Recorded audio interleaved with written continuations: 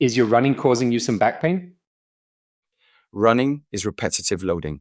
If hips and legs do not share enough of the load, the back takes more strain. To feel better, let's try a lunges exercise.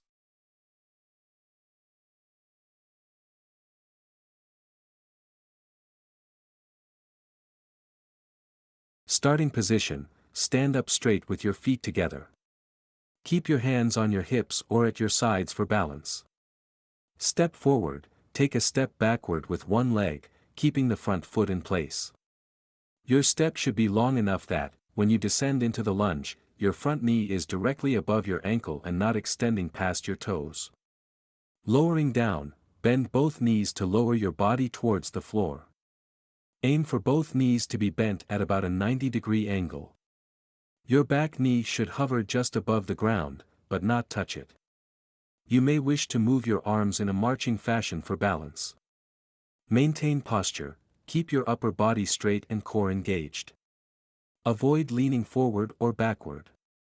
Rising up, push back up to the starting position through the heel of your front foot. Start with 5 to 10 lunges, and build up. Life is too short for back pain. Healactively.com